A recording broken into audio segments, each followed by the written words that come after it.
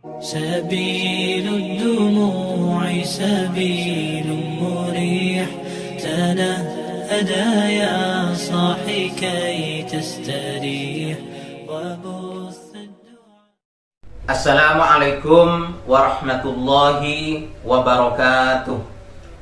Bismillahirrahmanirrahim. Alhamdulillahirabbil alamin.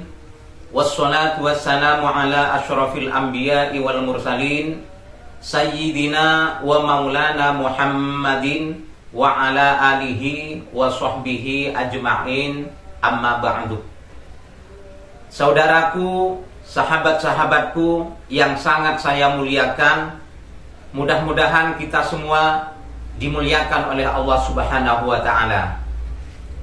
Pada kesempatan ini saya ingin menyampaikan 3 hal, yang mana 3 hal ini sangat ramai diperbincangkan, dipersoalkan, bahkan dijadikan bahan pertanyaan di kalangan umat Islam.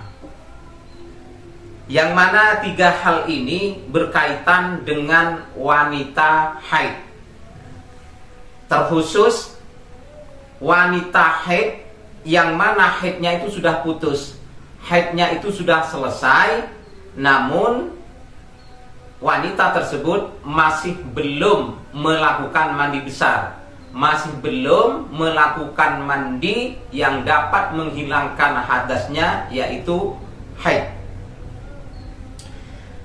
3 perkara tersebut adalah, yang pertama mengenai wudhu. Wudhu itu tidak boleh, tidak diperkenankan dilakukan oleh wanita yang sedang haid. Para ulama mengatakan bahwa wanita yang sedang haid, apabila dia melakukan wudhu, maka dia telah mempermainkan atau bermain-main dengan ibadah. Karena wudhu itu adalah merupakan salah satu jenis daripada ibadah yang tidak boleh dilakukan oleh wanita yang sedang haid. Apabila wanita itu masih tetap melakukannya, maka para ulama menganggap bahwa ia telah bermain-main dengan ibadah. Itu tidak diperkenankan.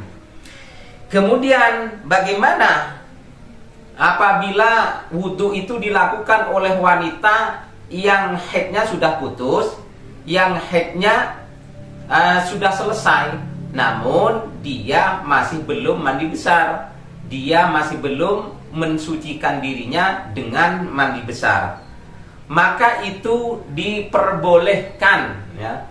Jadi kalau pada waktu haid itu tidak diperbolehkan, di ketika haidnya sudah putus, haidnya sudah selesai, diperbolehkan walaupun masih belum mandi besar.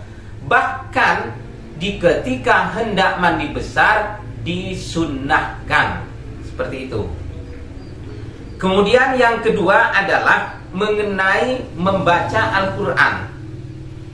Mengenai membaca Al-Quran, kita semua sudah tahu, semua sudah menyaksikan dan mempelajari di video-video sebelumnya, bahwasannya wanita yang sedang haid di dalam keadaan tertentu, di dalam situasi tertentu, di dalam keadaan darurat, kan diperkenankan, diperbolehkan untuk membaca Al-Quran. Seperti wanita yang dirinya sebagai guru pengajar Al-Quran, atau dirinya sebagai pelajar, yaitu seorang murid yang sedang mempelajari tentang membaca Al-Quran.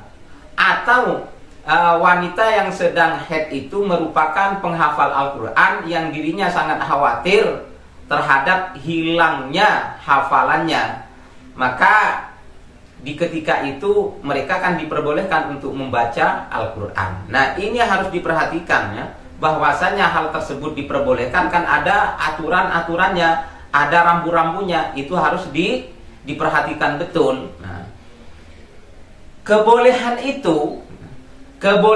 itu dicabut menjadi tidak boleh. Kapan?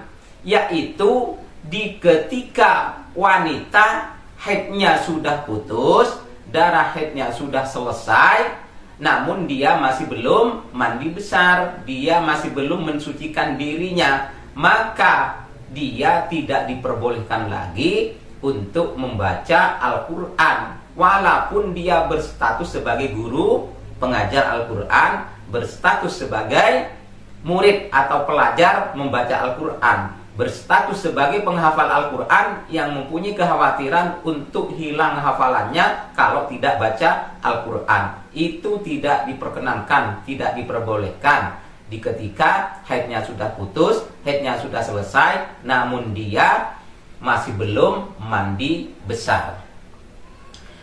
Para ulama tidak memperbolehkannya dikarenakan disamakan dengan orang yang junub, baik dari kalangan laki-laki atau perempuan, kan tidak diperbolehkan untuk membaca Al-Quran secara mutlak, walaupun darurat, walaupun penghafal Al-Quran yang takut terhadap hafalannya hilang, tetap tidak diperkenankan. Kenapa? Karena mereka itu punya keleluasaan waktu untuk melakukan mandi, punya kebebasan untuk melakukan mandi, berbeda dengan wanita yang sedang haid. Mereka tidak bisa untuk melakukan mandi, untuk melakukan mandi besar dalam rangka mensucikan dirinya, dikarenakan dirinya sedang haid.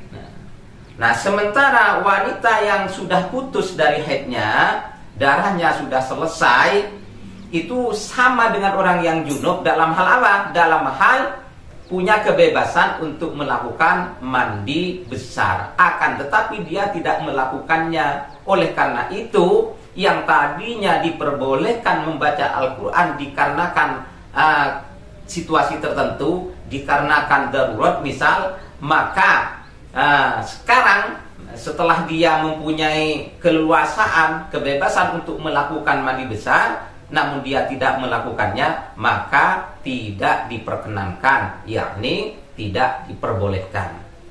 Kemudian yang terakhir, yang ketiga, ini juga yang paling ramai dipertanyakan, yaitu mengenai hukum bersetubuh, hukum hubungan suami istri di ketika istrinya sudah putus dari haid, sudah selesai haidnya, namun masih belum melakukan mandi besar, masih belum melakukan mensucikan dirinya dengan cara mandi besar. Hukumnya di sini adalah menurut 3 imam mazhab, jumhurul ulama, itu tidak diperbolehkan, tidak diperkenankan. 3 jumhur ulama itu adalah Imam Malik, Imam Syafi'i, Imam Ahmad bin Hambal, sebagaimana yang disampaikan oleh seorang yang sangat alim, yaitu Asy-Syaikh Muhammad Ali As-Sabuni. Beliau menyampaikan di dalam kitabnya yang bernama Rawaiul Bayan. Rawaiul Bayan itu adalah merupakan kitab tafsir yang khusus menafsirkan atau menjelaskan ayat-ayat yang berkaitan dengan hukum. Beliau menyatakan dalam kitab tersebut seperti ini: wa dhahabal jumhur Malikun wa Syafi'iyyu wa Ahmadu ila anna tuhra alladhi yahillu bihil jima'u huwa tadhuruha bil ma'i. Asy-Syaikh Muhammad Ali As-Sabuni menyampaikan dalam kitabnya seperti yang saya bacakan tadi, yang artinya bahwasannya jumhurul ulama, 3 ulama imam mazhab, yaitu Imam Malik, Imam Syafi'i, dan Imam Ahmad bin Hambal, menyatakan bahwasannya wanita yang sudah putus dari haidnya, sudah selesai dari haidnya, akan tetapi dia masih belum mandi besar, itu tidak dikatakan suci. Menurut beliau bertiga, suci itu adalah selesai haidnya, putus haidnya, kemudian dia melakukan mandi besar, maka itulah yang disebut dengan suci. Maka apabila wanita masih belum melakukan mandi besar dalam rangka untuk menghilangkan hadas besarnya yang berupa haid itu, maka dia tidak bisa dikatakan suci. Oleh karena itu, suaminya, mereka berdua tidak diperbolehkan, tidak diperkenankan untuk melakukan hubungan suami istri. Jadi kesimpulannya adalah bahwa hukum melakukan hubungan suami istri, hukum untuk melakukan jima terhadap istri yang masih belum melakukan mandi besar, walaupun haidnya itu sudah selesai, sudah putus, itu tidak diperkenankan, tidak boleh. Ini yang bisa saya sampaikan. Apabila ada kesalahan, mohon dimaafkan. Assalamualaikum warahmatullahi wabarakatuh.